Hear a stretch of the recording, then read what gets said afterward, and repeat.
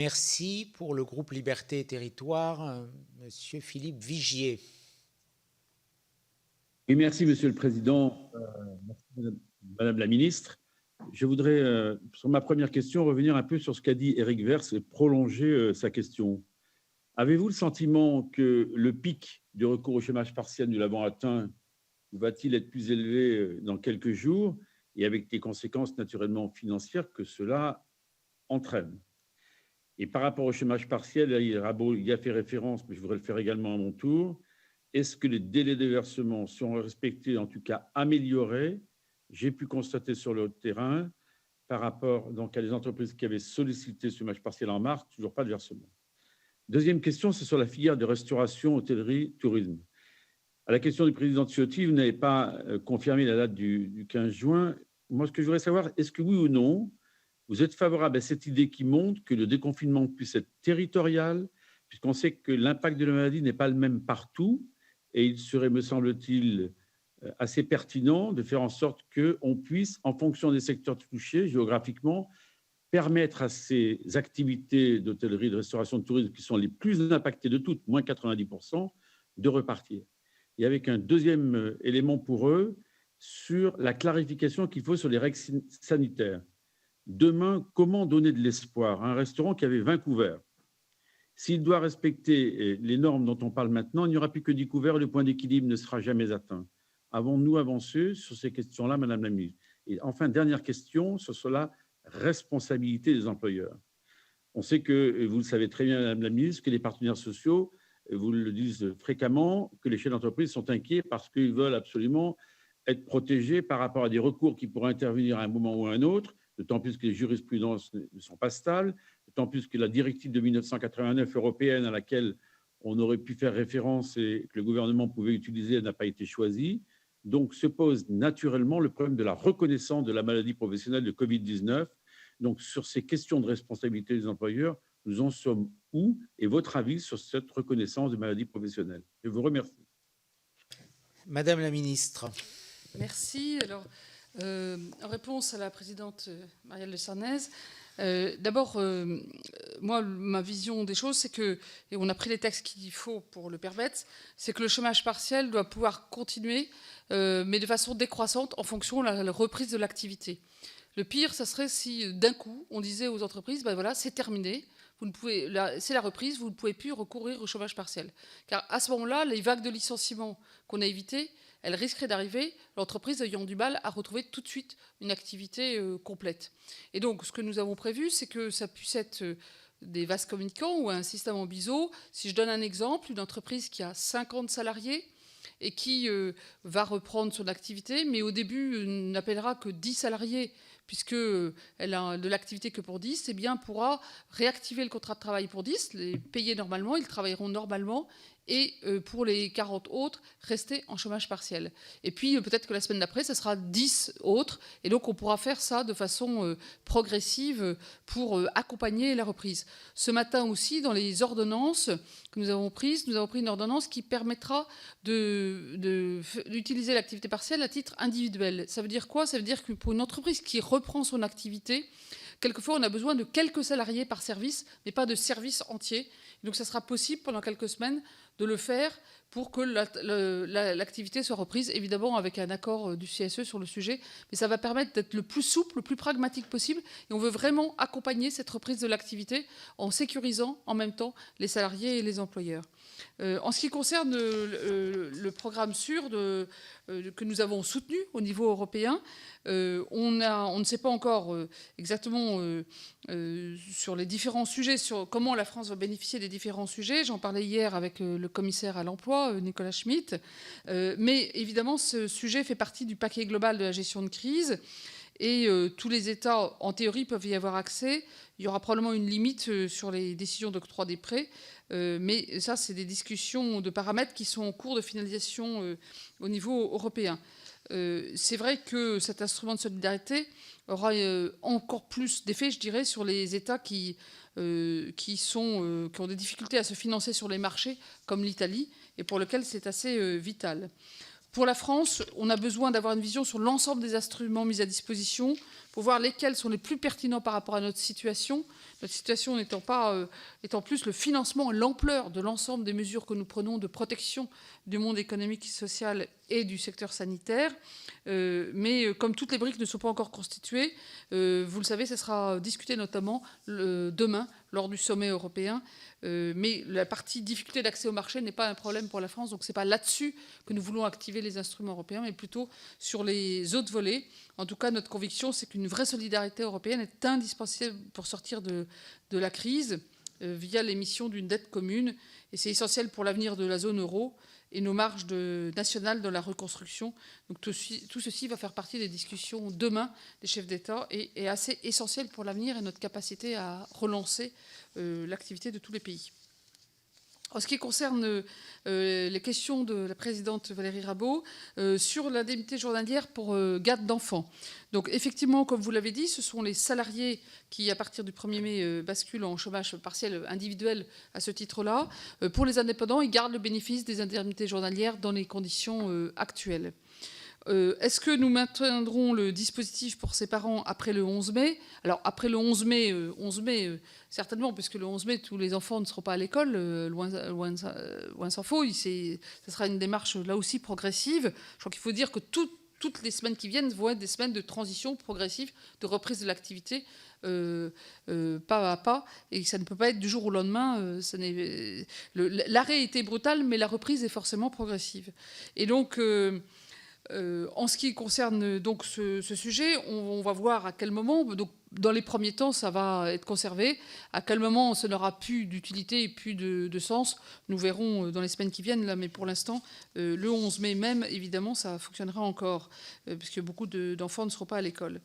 En ce qui concerne les avances pour remboursement, sur le chômage partiel, et ça rejoint la question du député Philippe Vigier sur les délais.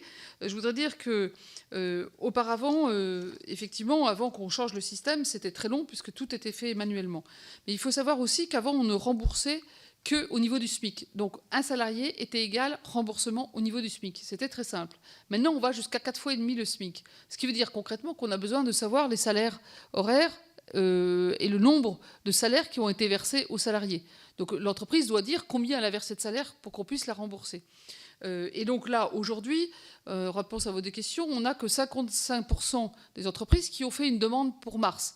Celles-là ont, à quelques exceptions près qu'on est en train de régler, à 98% ont été remboursées, pour un montant pour le mois de mars qui représente 1,5 milliard d'euros.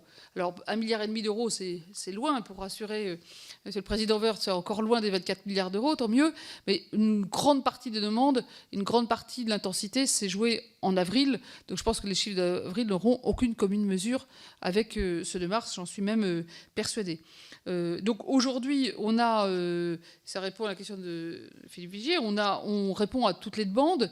S'il y a encore quelques cas, n'hésitez pas à nous les faire remonter, parce qu'il y a peut-être des raisons. Mais moi, j'ai été interpellée par pas mal de chefs d'entreprise qui m'ont dit « mais je n'ai pas encore été payé ». J'aurais demandé « vous avez fait la demande ?» Ils disent « non, pas encore ». Bon, donc il faut qu'on fasse attention à ça.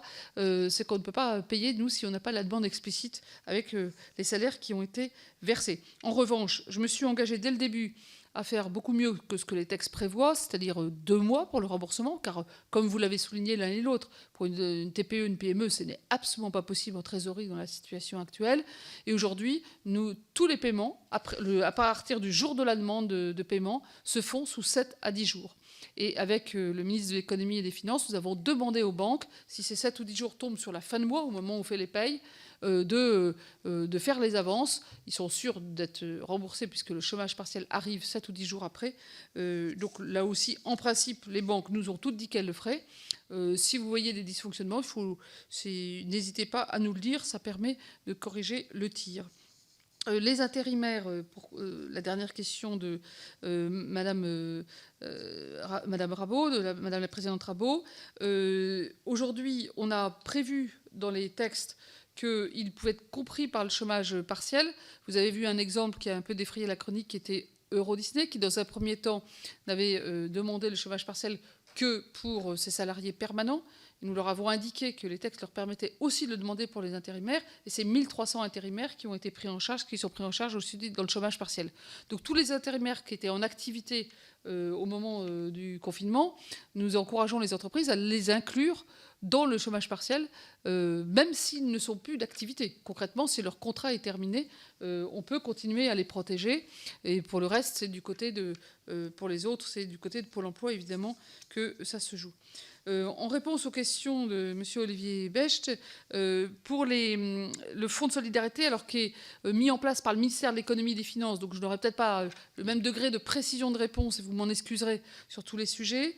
Et je voulais dire en tout cas qu'une chose est très claire, pour les indépendants qui ont des des collaborateurs qui sont sur honoraires, je pense notamment dans les professions libérales ou professions réglementées, c'est le cas par exemple des collaborateurs d'avocats, nous avons décidé qu'ils seraient du côté du fonds de garantie, puisque ce sont des indépendants associés, enfin, qui travaillent auprès de professions réglementées, mais qui sont eux-mêmes des indépendants soumis aux professions réglementées. Et donc, concrètement, un avocat collaborateur d'un avocat peut avoir recours au fonds de solidarité comme l'avocat qui possède l'étude. En ce qui concerne les commerçants artisans qui n'ont pas accès au fonds de solidarité quand ils ont des dettes TVA et URSSAF, de façon plus générale, on avait un sujet, c'est que ceux qui étaient le plus en difficulté n'avaient pas accès, par exemple, aux prêts bancaires, et ça a été réglé récemment. Sur le fonds de solidarité, là aussi, il y a un certain nombre de mesures qui ont été prises ces derniers jours pour élargir le spectre, pour pouvoir permettre d'accéder au fonds de solidarité à certaines petites entreprises, qu'ils soient artisans, commerçants ou autres, à certaines petites entreprises qui seraient en difficulté et sur lesquelles on va les aider à passer cette difficulté. Bon, après, ce sont souvent des entreprises qui étaient en difficulté avant, donc ça ne préjuge pas de la suite, mais au moins on les aide à passer ce cap extrêmement difficile. En ce qui concerne les autres questions du député Philippe Vigier, où est le pic du recours au chômage partiel? Malheureusement, je ne le sais pas. Mon pronostic, qui n'est qu'une hypothèse, c'est que ça va continuer à augmenter dans les jours qui viennent pour une raison simple, c'est que devant l'inquiétude de beaucoup de petites entreprises d'avoir recours à ce nouveau dispositif qu'ils ne connaissaient pas pour la plupart, j'avais donné jusqu'au 30 avril pour faire les demandes, non seulement pour le mois d'avril, mais même pour le mois de mars. Et donc c'est aussi pour ça que nous avons quasiment chaque jour 300 000 salariés de plus couverts encore. Ça risque de continuer encore pendant quelques jours. Après, on est maintenant à plus d'un salarié sur deux. Sachant que ceux qui travaillent et ceux qui travaillent en télétravail, on n'est pas très loin du maximum. J'espère surtout qu'on va commencer rapidement la décrue avec la reprise de l'activité dans certaines entreprises et certains secteurs. Vous l'avez vu, il y a certains secteurs, je pense notamment au secteur automobile, où il y a eu, grâce au dialogue social, grâce aux mesures sanitaires qui ont été mises en place, des capacités de reprise. Et je vois ici ou là pas mal d'entreprises qui sont dans cette discussion. Moi, je les encourage vraiment. Il faut en discuter avec les syndicats, en discuter avec les salariés. Il y a les guides. Et sur cette base-là, il y a pas mal d'activités qui peuvent reprendre. Et il vaut mieux reprendre un peu que pas du tout. L'amorce de l'activité va permettre d'avancer, parce que c'est l'activité qui apporte l'activité, et tous les secteurs se tiennent entre eux. En ce qui concerne les hôtels-restaurants, vous m'avez posé la question sur la différenciation territoriale, au moment où on les autorisera à fonctionner de nouveau. C'est une réflexion que nous avons avec le Premier ministre, les ministres de l'économie et des finances et le ministre de la Santé. Nous n'avons pas encore statué sur le sujet. C'est un sujet, je pense d'ailleurs, qui sera probablement un sujet de débat avec les parlementaires. Ce qui est certain, c'est que, et vous l'avez dit, dans certains cas, on arrivera à mettre en place les mesures sanitaires. Dans d'autres, ça va être plus difficile, parce que s'il y a une exiguïté, par exemple, de l'espace, et qu'il n'y a pas de terrasse, eh bien c'est beaucoup plus compliqué de respecter les gestes barrières. Mais il y a quand même une chose qu'on ne peut pas faire, c'est risquer par manque de précaution de relancer l'épidémie. Ça, je crois que c'est quand même la règle d'or. Donc il faudra accompagner les entreprises, mais il faut surtout les accompagner à trouver le maximum de solutions. Par exemple, on voit actuellement pas mal de restaurants qui sont fermés, mais qui ont le droit, comme vous le savez, d'avoir une activité de livraison, de production de repas, ce qui leur permet de garder un contact avec leur clientèle. Et ils n'ont pas le personnel de service, mais ils ont des livreurs, et puis ils ont une partie de leur personnel de cuisine qui travaille. Eh bien, typiquement, ce type d'activité aura peut-être vocation à continuer en plus d'une activité physique. Je crois qu'il va falloir être très créatif, très imaginatif pour permettre à toutes ces entreprises de continuer. En ce qui concerne la responsabilité des employeurs, alors, on a un cadre juridique français qui est beaucoup plus stable et précis que beaucoup le pensent. tous les jours, j'entends des entreprises qui me disent « mais j'ai une responsabilité pénale et une obligation de résultat ».